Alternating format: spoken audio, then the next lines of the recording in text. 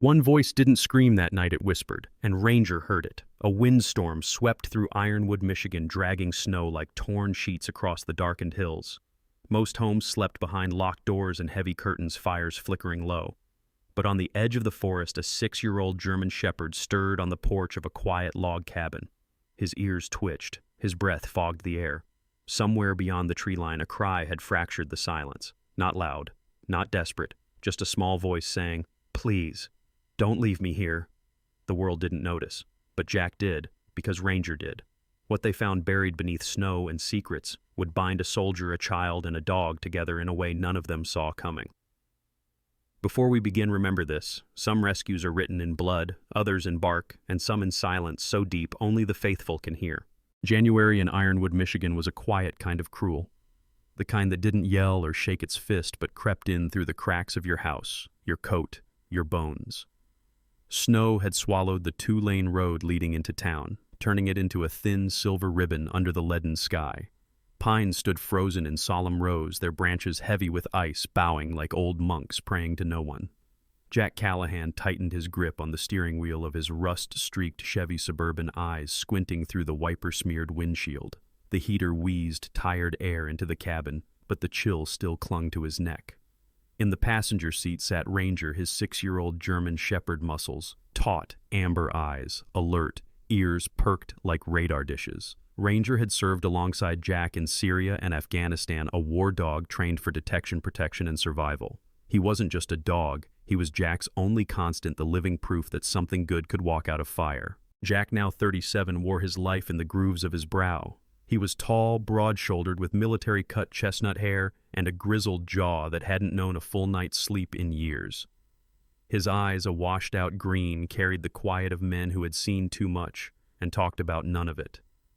Ironwood was the one place left in the world that hadn't asked questions.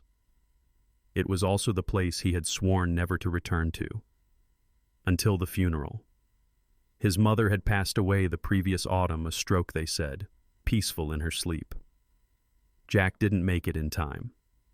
The army took too long approving his leave. By the time he arrived, she was already ashes in an urn tucked beside his father's on the stone mantel of the cabin she left behind. The cabin was old, deep in the woods near a lake locals called Ice Mirror.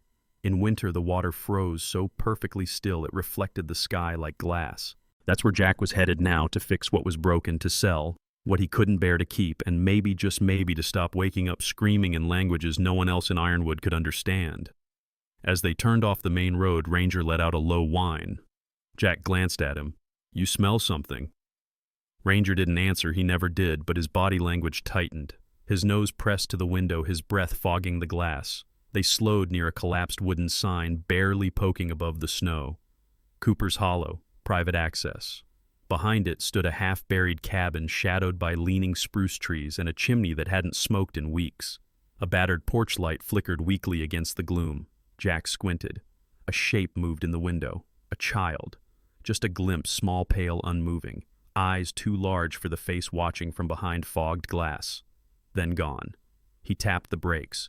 Ranger's hackles rose. Jack didn't move, didn't get out. He just sat in silence, staring at the empty window.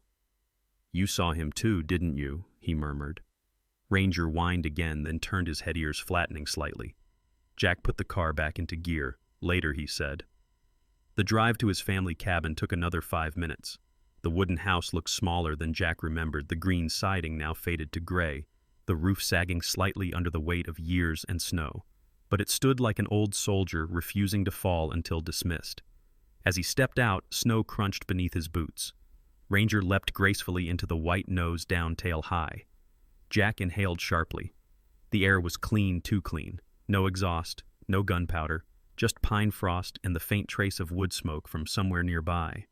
He started hauling his bags inside when a voice called out. "Thought I saw a ghost pull up that driveway." Jack turned. Deputy Carl Jenkins stood beside a parked snowmobile, wrapped in a thick brown parka, snow-dusted beard, hiding most of his weathered face.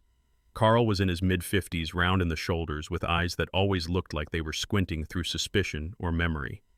"Hey, Carl," Jack forced a smile. Carl clapped him on the shoulder. "Damn good to see you, Jack. Cabin's held up better than I expected. You've been by." Your mom asked me to check in after your dad passed. I stopped visiting a few months before she... He trailed off, eyes softening. Anyway, I kept my promise. Always did admire her. Jack nodded. Thanks. As Carl prepared to leave, he paused. You meet the Coopers yet? No. Should I have? Carl frowned. Maybe. Marla Cooper. Moved in with a boy about a year ago. People don't see much of them. Strange one, that woman. Quiet. Keeps to herself. Folks say the boy barely talks. Jack tilted his head. That the cabin past the old lumber trail? Carl nodded. That's the one. Ranger barked once sharply toward the forest. Jack turned. He's been acting weird since we passed there. Carl shifted. Wouldn't surprise me. Something's off about that place. You ask me, that kid's not doing too well. Jack's gaze lingered on the snow-covered trees. Noted. Carl left with a warning about the next snowstorm, and Jack finally entered the house. It smelled like thyme. Dust ash lemon oil from the kitchen table, and his mother's rose soap still faint in the bathroom. He unpacked silently. An hour later, Jack and Ranger were out walking the tree line when Ranger darted ahead and began digging near a drift. Jack hurried to catch up and stopped cold. Sticking out of the snow was a child's glove, red knit frayed at the wrist, and on one fingertip a smear of dried blood. Ranger growled low. Jack knelt slowly. The glove was small, maybe 6 or 7 years old at most. He turned it in his hand. No tags, no markings. Just cold wool and silence. From deep in the trees, a sound whispered through the pines. Not wind, a cry. One word, too soft to be certain. Help. The morning after the whisper in the trees, Jack woke before sunrise to the sound of Ranger shifting at the door. The German shepherd sat, rigid ears, high tail, still eyes locked on the snow-covered woods beyond the window. Something was out there, but whatever it was hadn't dared approach.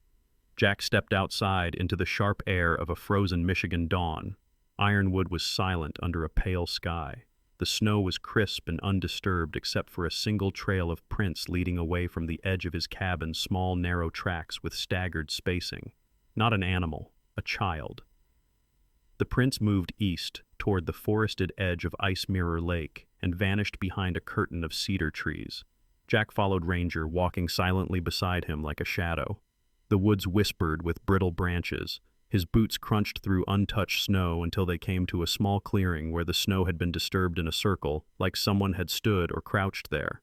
Near the base of a maple, he saw something that stopped him mid-step, a carved message on the bark, crooked and childlike. Don't make her mad. He knelt slowly, brushing frost from the base of the tree. There were more faint letters, but they had been scratched over like someone had tried to erase them. Ranger sniffed the air, then growled low in his throat. From here, Jack could see the roof of the Cooper cabin in the near distance, the metal chimney capped in ice smoke conspicuously absent. The trail led that way. Something told him Eli had been out here last night, alone, barefoot maybe. By mid-morning, Jack stood at the edge of the Cooper property. The path up to the cabin hadn't been shoveled in days, the front steps buried in thick drifts. He knocked firmly on the door. Nothing. He knocked again. Footsteps shuffled inside. A few seconds later, the door opened an inch and a single eye peeked through. Marla Cooper. She was a woman in her early 40s with high cheekbones and stringy blonde hair tied in a messy bun. Her skin was pale, almost gray in the winter light, and her lips looked chapped and raw. She wore an oversized flannel shirt and sweatpants, and the hand clutching the doorframe had a tremor in it, slight but unmistakable. "I'm not in the mood for visitors," she said, voice hoarse. "I just came to introduce myself," Jack replied calmly. "I moved back into the cabin up by the ridge. Name's Jack Callahan." "I know who you are," Marla muttered. "Everyone does." He waited. Silence. "Your boy," Jack said gently. "He all right? I saw him in the window yesterday. Just checking in." She flinched visibly. "He's sick," she snapped. "Caught something last week. Won't stop coughing. Doesn't like strangers." Jack tilted his head. "Need anything?" "Supplies medicine." Marla's gaze darted toward something inside the house, then back to him. "We're fine. Please don't come back." She shut the door. Jack stood there for a long moment. From inside, he thought he heard a shuffle, maybe a soft thud, but then the house went still. Ranger paced on the porch, snout pressed against the air like he was smelling something familiar. That night, back at Jack's cabin, the air turned colder. Ranger refused to settle. He stood at the door for hours, eyes locked on the direction of the Cooper home. Every gust of wind sent his ears twitching, his body tense. Jack finally sat down beside him. "You think he's calling for help again, don't you?" Ranger didn't move.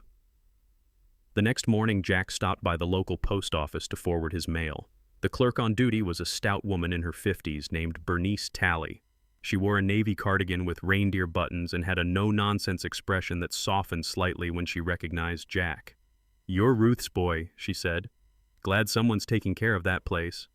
Trying, Jack said. "Say you handle the Cooper deliveries." Her lips thinned. Marla. "Yeah, for the last year. I used to see her pick up packages every Friday. She hasn't come in for at least 3 weeks now. I've got a pile of letters just sitting there." She didn't give a forwarding address. Bernice shook her head. Didn't say a word. Just vanished. Jack thanked her and left. The unease growing in his gut had now rooted deep. That afternoon, he visited the elementary school on Hemlock Avenue. It was a small, red brick building with a mural of local animals painted along the side wall. Inside, he met with the principal, a composed woman in her 60s named Mrs. Darla Collins. She had silver hair, a stern mouth, and hands that fidgeted with a silver chain around her neck. When Jack inquired about Eli Cooper, her brow furrowed. "Eli hasn't been to class in almost a month," she said. "Marla left a voicemail saying he was sick. We tried calling back, no answer." "Did he have any close friends?" Mrs. Collins shook her head. "He was quiet. Withdrawn. Teachers said he never participated, rarely smiled. When asked direct questions, he'd freeze or say he didn't know." "Did anyone file a wellness report?"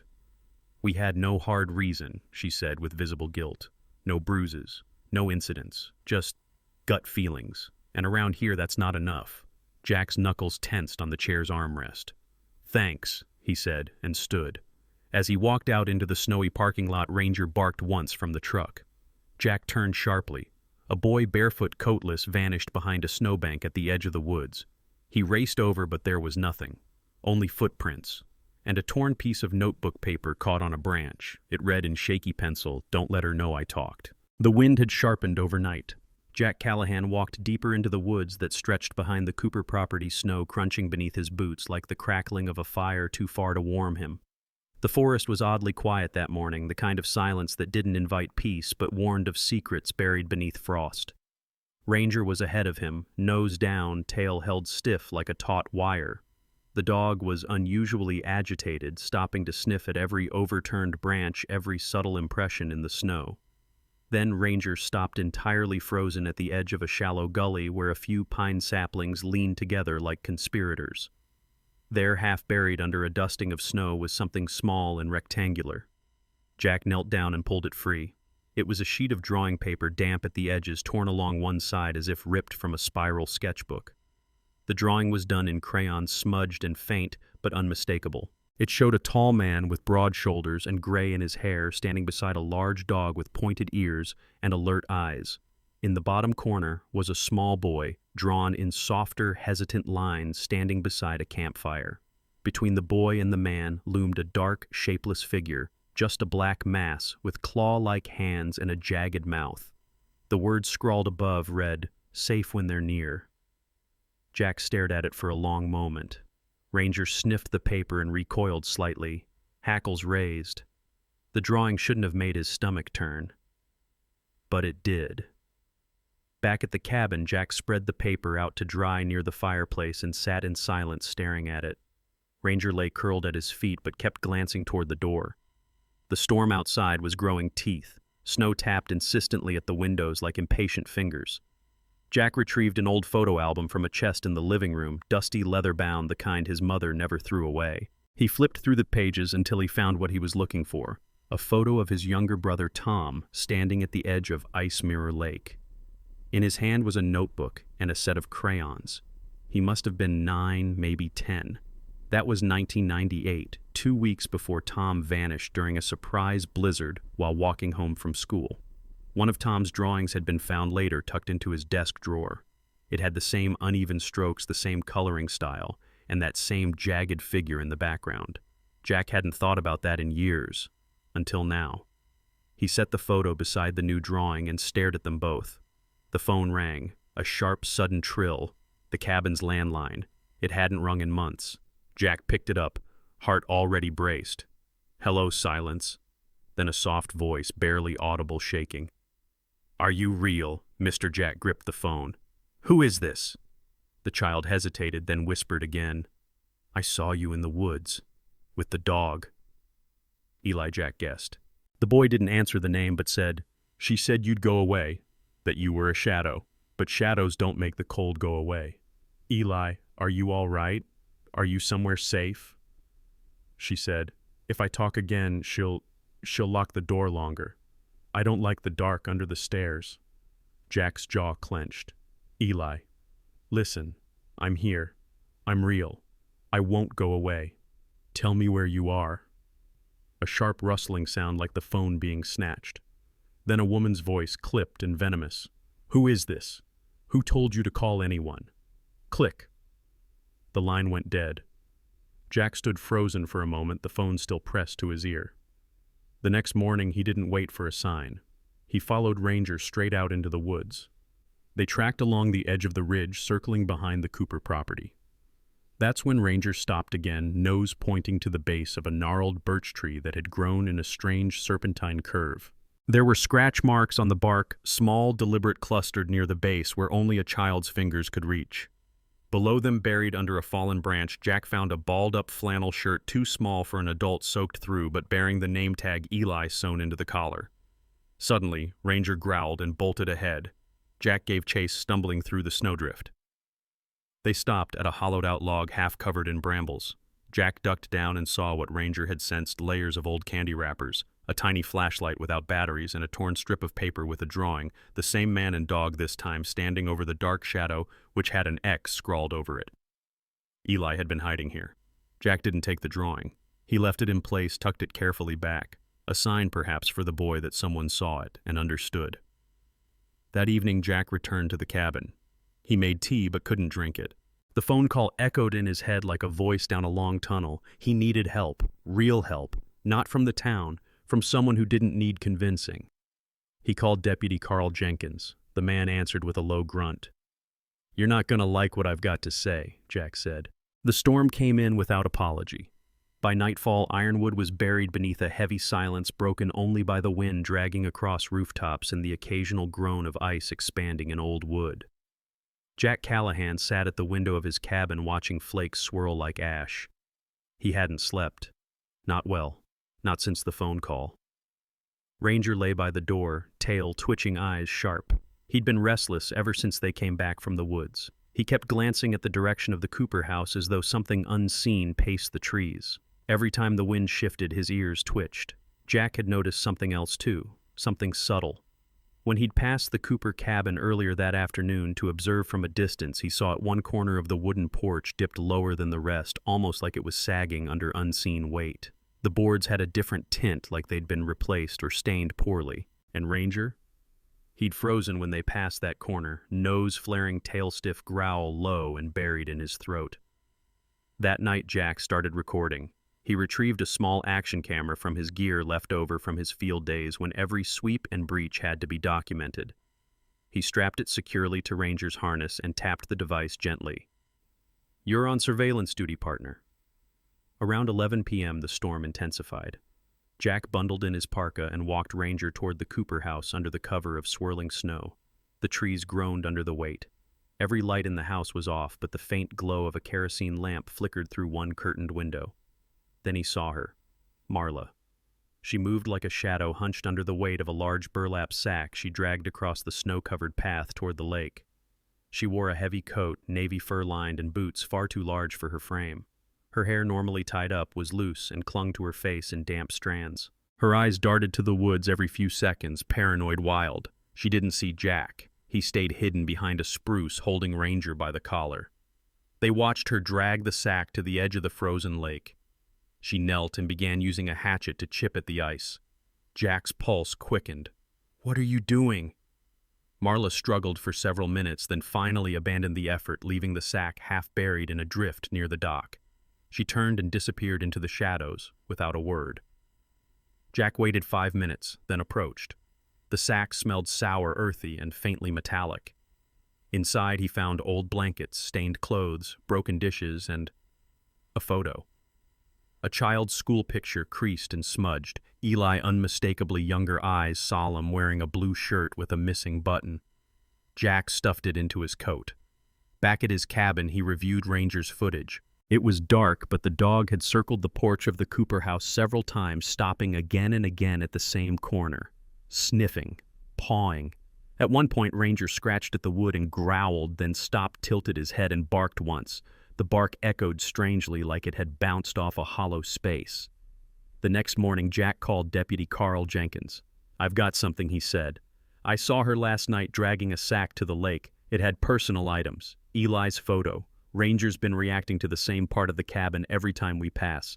I think there's something under that floor." Carl sighed on the other end. "Jack, I want to believe you. I do. But suspicion ain't evidence. You show me blood, bruises, or a body, then I can act. Until then, she's hiding him, Carl. Or worse, silence. I'll come take a look this weekend. That's the best I can do without cause." The line went dead. That evening, with the storm easing slightly, Jack and Ranger returned to the Cooper property.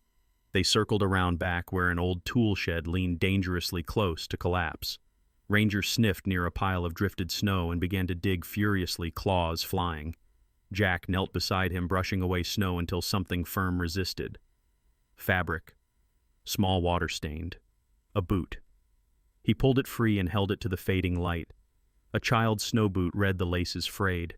It matched exactly the pair he'd seen drawn in one of Eli's sketches, the same awkward loops, the bent tongue. There was dried mud along the heel and a tear near the toe. Jack's breath steamed in the air. "That's proof." He took the boot back to the cabin and placed it on the kitchen table beside the other evidence. His heart thudded. Ranger sat by the door, ears pricked again. Then the sound. A soft, rhythmic thumping. He turned off the radio. It wasn't inside. It came from the ground. Muffled, hesitant, like someone knocking. From below. Jack dropped to the floor and pressed his ear to the wooden planks. There it was again. Faint. 3 knocks. Pause. 2 more. Slower this time. Not wind. Not random. A call. Eli, Jack whispered, "I hear you." The storm struck with a fury Ironwood hadn't seen in over a decade. Snow hammered rooftops like fists from the sky, blurring trees into formless ghosts. By nightfall, the town disappeared beneath a sheet of white, and the wind howled like a wounded animal across the lake. Inside the cabin, Jack couldn't sit still. The sound from beneath his floorboards the night before wasn't imagination. He'd heard it again earlier, fainter this time. Ranger had heard it too. The dog now paced relentlessly, letting out low, guttural whines, tail-stiff hackles raised. Then came the howl. Not a warning, not a bark. A long, aching call from Ranger, head thrown back, chest trembling. Jack's blood chilled. Ranger never howled. And then the dog bolted. Jack barely had time to grab his coat and flashlight before Ranger burst through the door, charging into the whiteout with terrifying certainty. Jack chased him blindly, snow-blasting his face vision cut to only feet ahead. He followed paw prints already half filled with drifting snow, trusting the animal's instinct beyond anything his eyes could offer. They veered south past the ridge through the trees until the black silhouette of the Cooper house emerged barely visible against the snow-smeared sky. The porch light was off. The world had gone blue and silent, like it was holding its breath. Ranger reached the front door and scratched once, then turned, bounded around back toward the sagging floorboards near the rear shed. Jack followed, heart hammering. The dog began digging furiously at the snow-covered dirt near the house's base, exactly where he had lingered before. Jack dropped to his knees and dug too. Within seconds, they uncovered a rotting hatch door, old rusted with a padlock snapped shut. Jack yanked at it. It didn't budge. He stood, pulled a crowbar from his coat pack, jammed it in, and snapped the lock with 2 hard strikes. The hatch gave with a screech and flew open, revealing a narrow stairwell leading into pitch darkness. The smell hit him first, mildew-damp wood and something else, something that shouldn't be underground. He clicked on his flashlight. At the bottom of the stairs, huddled beneath a moth-eaten blanket, was a child. Eli. He was thinner than Jack remembered, hair tangled and damp, cheeks hollow. His eyes, when they met Jack's, were wide with disbelief, too tired even for fear. He clutched a crumpled piece of paper in both hands, fingers white with cold. Jack reached him slowly. "Eli, I'm here." The boy didn't speak. He just held out the paper. It was the drawing again, the man with gray hair, the dog with pointed ears, and the little boy beside a fire. Jack swallowed hard. "You found me." He lifted Eli into his arms. The boy was feather-light bones, barely covered in skin and fabric. Ranger stood at the bottom of the stairs, tail wagging slowly, ears perked. Then they heard it, a sharp creak upstairs. Jack turned. Marla. She stood at the top of the basement stairs, pale as bone hair, wild and loose like seaweed. In her right hand she held a kitchen knife. Her breath came in shallow gasps, and her voice trembled when she spoke. "You should have stayed away." Jack shifted Eli in his arms. "He's a child, Marla." "He's not yours," she hissed. "He's mine. He was meant to stay." "I know what you did," Jack said calmly. "I saw what you tried to bury at the lake." Her grip on the knife tightened. "You think they'll listen to you? You're not from here anymore. You're just a washed-up soldier with a mutt and a hero complex." Ranger growled low and deep. Jack took one slow step toward the stairs. "Let us pass. You don't want to do this." Marla took a step down. Ranger lunged. He didn't attack, but he leapt between Jack and Marla with terrifying speed, teeth bare to bark like a gunshot. Marla shrieked and stumbled back, her foot catching the top step. She tumbled, hard knife flying from her hand, landing with a heavy thud against the basement wall. Jack moved. He clutched Eli tighter, bolted up the stairs with Ranger following. They didn't stop until they were outside snow, blowing violently into their faces. Jack pulled his coat tighter around Eli and ran. Lights appeared in the distance, headlights swinging wide on the road. A sheriff's cruiser. Deputy Carl Jenkins stepped out into the snow, a heavy parka barely keeping the blizzard at bay. He was in his late 50s, thick-set with a square jaw and eyes that had seen too many late-night calls. Tonight those eyes widened when they landed on the boy in Jack's arms. "Jesus," Carl muttered. "It's true." "She's inside," Jack panted. "He was under the house. She locked him there." Carl didn't ask another question. He called for backup, hand on his radio, eyes still on Eli. The next morning, Ironwood woke to sirens and headlines. Boy found locked in basement for months. Veteran and dog uncover horrific secret. People whispered outside gas stations. A group gathered outside the Cooper property, stunned into silence. Marla had been taken into custody, screaming about lies and ungrateful children. Jack sat inside his cabin holding a steaming mug of tea he hadn't touched. Eli sat on the couch beside him, wrapped in a wool blanket. He still hadn't said a word, but he hadn't let go of the drawing either. Ranger lay at Eli's feet, head resting against the boy's leg. Slowly, Eli's small hand dropped and rested gently on the dog's fur. And Ranger didn't move. The morning after the storm was still and unnaturally bright. Snow lay in thick, unbroken sheets across Ironwood like a bandage over wounds not yet healed.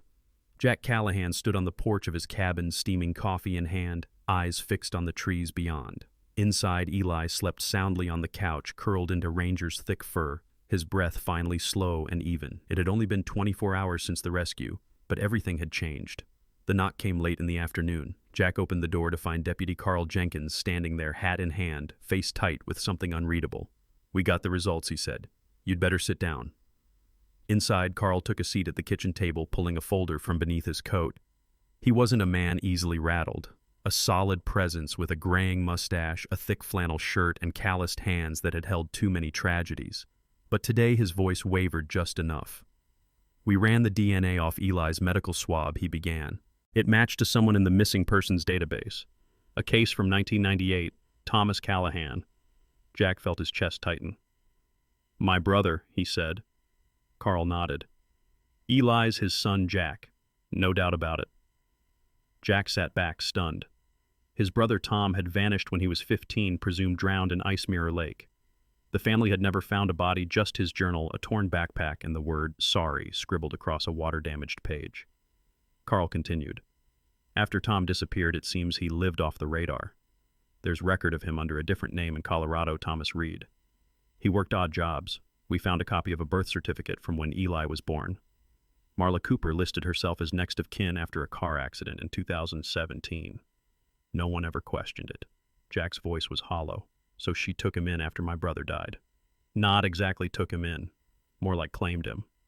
The hospital she worked at, Madison County Medical, had loose systems.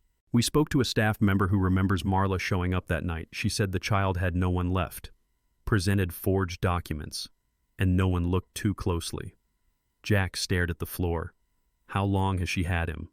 7 years, since he was 2. A heavy silence fell between them. Later that evening, as twilight painted the snow in lavender and ash, Jack sat with Eli at the kitchen table. The boy was eating soup, his appetite slow to return. His cheeks had gained color, but the shadows in his eyes lingered. Jack laid the folder gently on the table. "Eli," he said softly, "I have something to tell you, about your dad." Eli looked up. He didn't speak, but his hands clutched the spoon tighter. "Your dad?" "Tom. He was my little brother. That makes you my nephew." The boy blinked. Then slowly he reached into the pocket of his flannel shirt and pulled out a worn birthday card. On the front was a cartoon rocket ship faded with age. Inside was a photo, Jack in uniform smiling beside a Humvee in Afghanistan years ago. The corner was torn, but his name was still visible in looping cursive, Jack Callahan. "I found this in her drawer," Eli whispered. "She said it was nothing, but I knew you were real." Jack felt his throat tighten. "You kept it all this time?" Eli nodded. "I didn't know what a soldier was, but you looked safe." The boy's hand moved across the table and rested on Jack's wrist. Jack gripped it gently, grounding them both. That night, Jack called in a favor to an old friend, Sarah Keegan, now a child trauma specialist living in Green Bay. Sarah had once been a medic with Jack overseas. Tall and lean, with short black curls and sharp green eyes, she had always moved with quiet precision and fierce empathy.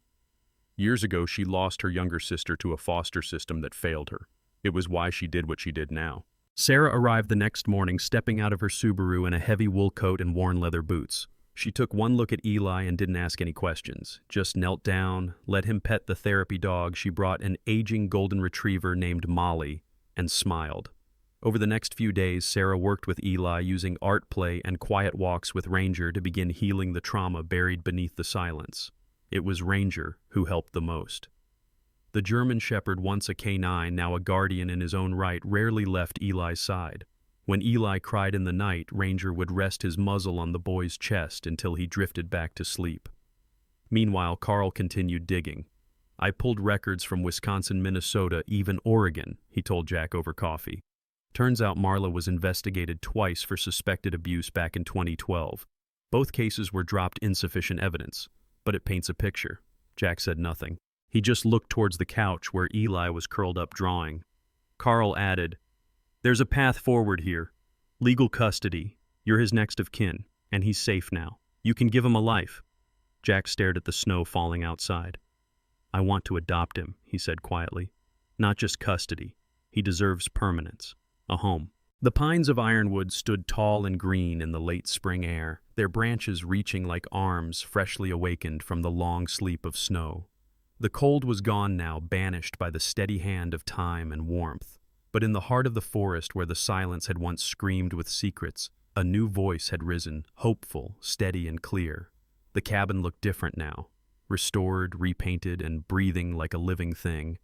The porch no longer creaked from rot, but welcomed visitors with a soft groan and the scent of cedar. Flower beds flanked the path, tended with uneven but earnest hands. A new window had been added where the old one had cracked from years of neglect. The wood stove hummed at the edge of the living room, even in spring, out of ritual more than need. On the back porch, Ranger dozed beneath a handmade canopy, a gift from the local carpenters' union. He had his own space now, a modest doghouse with his name carved in bold letters across the top. He was graying a bit around the muzzle, but no less alert, no less loyal. His ears still twitched at the faintest crunch of boots on gravel. Inside, Eli stood before a mirror, adjusting the collar of his pale blue button-up shirt. The boy looked taller than he had a year ago, his cheeks fuller, his eyes no longer haunted but bright with a kind of quiet bravery. His fingers trembled slightly, not from fear but from anticipation. Jack stood behind him wearing a black dress shirt tucked into worn jeans. His beard had grown in salt and pepper thick, his shoulders looser than they had been in winter, but his eyes, still those of a soldier, watched Eli with gentle pride. "You ready?" he asked. Eli nodded. They stepped out into the soft afternoon sun. Cars were parked along the gravel road that led into the woods winding toward the new structure near the lake, a low, warm building with timber beams and glass walls that let light pour in. The newly painted sign out front read Ironwood Safe Hearth, a place for every child. It had taken a year, grants town meetings, fundraisers, and more than a few hard conversations. But it had happened. Jack had refused to let the silence win again. What had once hidden a child beneath a cabin would now shelter dozens in plain sight. Sarah Keegan was there too, standing at the edge of the lawn with a clipboard tucked under her arm. She wore a smart blazer over hiking boots and had traded her usual ponytail for loose curls that swayed as she moved. She smiled when she saw Eli, then gave Jack a small nod of approval. Since staying behind in Ironwood to run Safe Hearth full-time, she'd become both director and surrogate aunt to many of the town's fragile young souls. The townspeople gathered under a white canopy. Teachers, local reporters, retired veterans, and even the grizzled old mailman who'd once asked Jack what he was doing back in town. Children played in the grass, unaware of the solemn weight the place carried.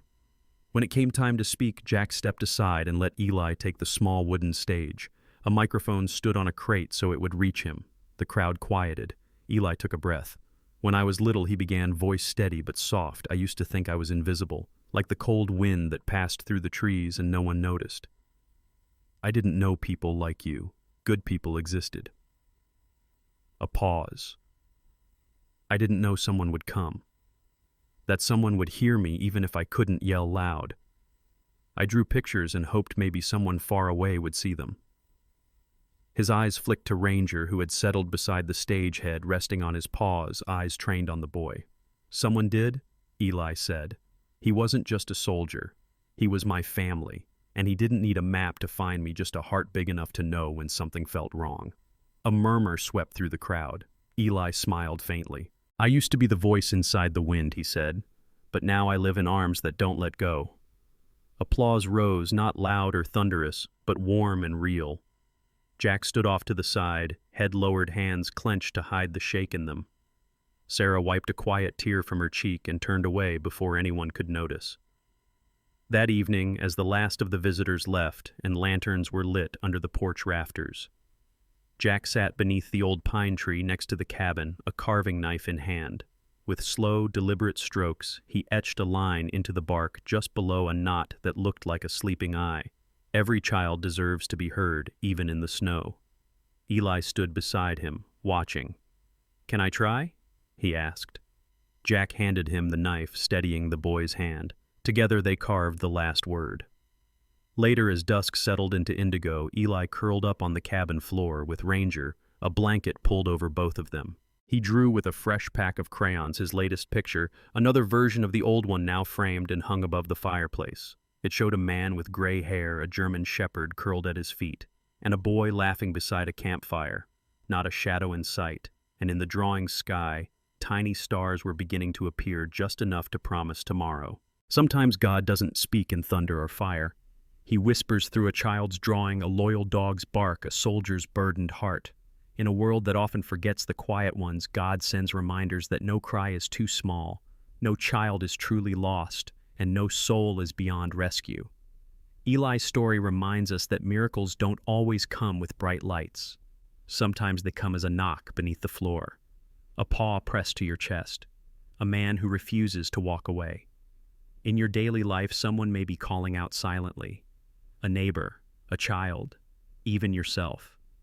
Don't ignore the quiet. It may be where God is speaking loudest. If this story touched your heart, please share it with someone who needs hope. Subscribe for more true stories that show us faith, love, and redemption still live among us. Leave a comment below and tell us who was your ranger, who showed up when the world was silent. And if you believe that every child deserves to be heard, even in the snow, type amen in the comments. May God bless you and everyone you love.